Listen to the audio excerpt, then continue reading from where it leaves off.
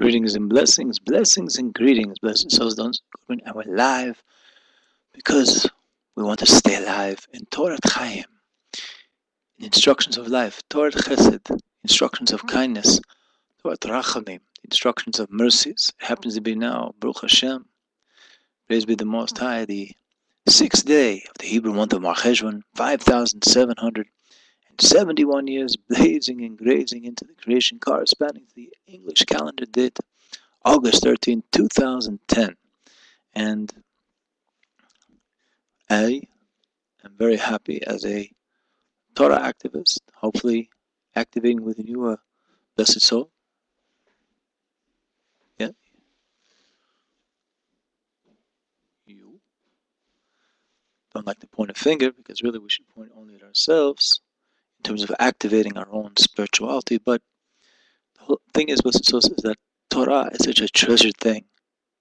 It's something which is hidden from creation yet revealed in creation simultaneously. And through the wonderful teachings of Chassidut Chabad, we can get a much deeper instruction and understanding and love of the Most High as we look at Scripture. For instance, if we look at this week's Parsha, which is Parsha Lech Lecha, we see that the Most High told Avraham in chapter 12, verse 1, Perek Yud Beis, Pasuk Aleph, Lech Lecha Ma'artzecha Mimoladecha Umibet Avicha.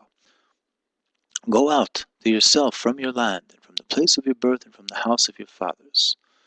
So this is a teaching that I'd like to kind of pluck out, as I like to just pluck things out from the teaching of Chassidus, from the Rebbe Rayatz, the 6th Lubavitch Rebbe, Rabbi Yosef Yitzhak Schneerson, who started living on this physical plane in 1880 and went to the next level of life in 1950. That how do we understand this verse? Go out to yourself from your land and from the place of your birth and from the house of your father. Now the Most High could have said, the Rebbe Rayatz teaches, he could have said, just go to your land that I'll show you. Why was the expression lech lecha, a double expression of to yourself, expressed here? Well, the Rebbe Rayatz explains, this is the Most High was instructing Avram and blessing him. Go to who you really are as a human being. Which had the implications, in order for you to go to who you really are, a human being, you'd have to break out of the original environmental conditions, which had originally intended to enslave you by those who lived in those lands, and break free, from three conditions that you were born into: from your land, from the place of your birth, and from the house of your father. So what is this idea of going out from your land? Well, that a man, a human being, and what Avraham was being instructed from the inner dimensions of Torah was to go out of even his own desires, even though he was a righteous man. To go out of his sense of desire and that which was acceptable from his own perception, and to go even out of, on his level, that which would be considered the cruder elements of his own existence, and to desire only the learning of Torah and the doing of mitzvot, and getting engaged in matters of elokut, of godliness, 100% of the time, with waking consciousness, and much could be expected to be in a human being when they're sleeping. The whole idea of Avraham go out of the place of his birth is the expression of what Avraham or any human being might be just accustomed to doing, even if they're doing the right thing. That even from that which they are accustomed to, even on the level of even of Avram, they should break out of and be set free from even their own customary awareness. And these things which are our customary awareness, which we're accustomed to, our regularity, can actually serve as impediments and hold us back and restrict us from serving the Most High in the more complete sense. And the whole idea that Avraham was commanded to go out of the house of his father was that even on his level, remember, his name was Avram before he was called Avraham, blessed souls. Avram means exalted wisdom. So Avram was quite intelligent, yet he was being asked at his level as Avram, exalted wisdom, manifesting on the human level, to go out of his own natural intellect, which normally would be drawn after to the matters of this world and the needs of the body, which is a normal thing. I mean, all of us are bequeathed and blessed with and anointed with a certain level of human intellect, but yet that's not sufficient. We have to fuse it and make it secondary to a higher calling, which is alluded to and taught straight out, and something is brought in ethical teachings, and sometimes from the inner dimension teachings, this interfacing of energy and matter, and matter and energy, the Elokut, and we break through. That being said, blessed souls, turning to another teaching, because again, we're here to highlight the great virtues of learning Chassidut, whether you be of the blessed children of Israel or the blessed children of Noach. We can learn all about our blessings. In chapter 9, verses 1 through 17, with the 7 covenants that were made with the children of Noach, and also you can see in various places, like in chapter 12, verse 3, in this week's Torah portion, V'lech lecha, where Avram is told that by him all the nations shall be blessed, continuing this day through the vessels, the kelim of Bnei Israel.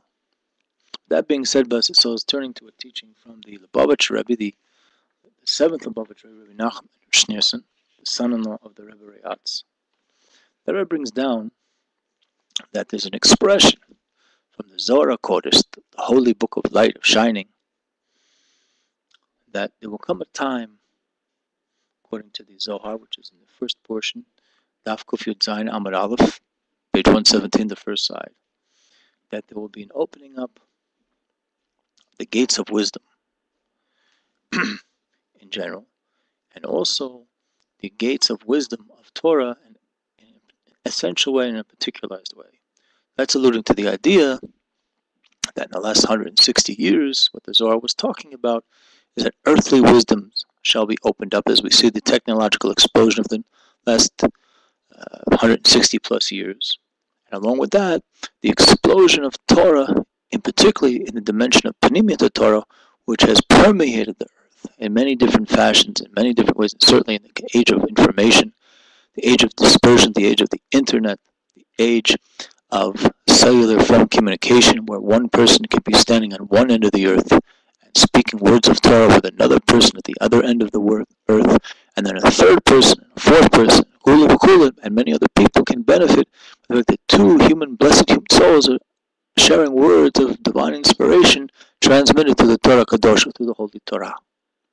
That being said, that concerning the wisdoms of the Torah, that we have merited, the Rebbe mentioned, that in those days, that we will be privy to levels of revelations, Giloim, of Panimiyat Torah, a portion of the Torah that up until now have been previously concealed, like they were put in some sort of treasure chest and hidden away for the ages. That with being said, that originally this type of pristine level of wisdom, which has been partially been revealed to the human race, through the modern yet simultaneously and not paradoxical, not contradictory, the Hasidic movement, which one can read about, alluded to in the Psalms of King David in chapter 149, that originally only Yechidi Segula, only special individuals were privy to these types of teachings of Panimiyat Torah.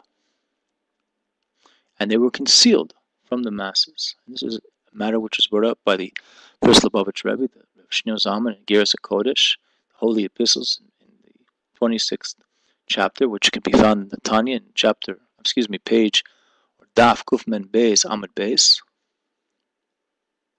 With that being said, came along the mighty Arizal, the Ari HaKodesh of Yitzhak Luria of Tzfat Israel, who lived from 1534 till he went to the next level of life in 1572, who wrote that precisely in our generation, these last generation, it is permissible and it's a command, it's a mitzvah, legalot zot chachma, to reveal this type of wisdom.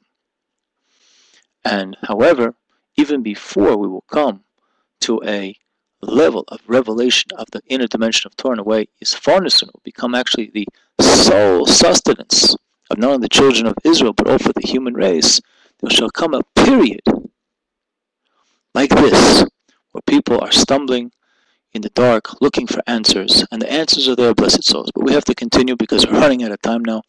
So hopefully, the next installment we'll be talking more about the virtues of Chassidut, Ahav Echad, one of Gorel Echad, one destiny for all of us. B'dar chinom, dar chishom, in a peaceful, plentiful way, pleasant way, Kulano, b'dar chinom, b'dberchat Hashem, Yisparech.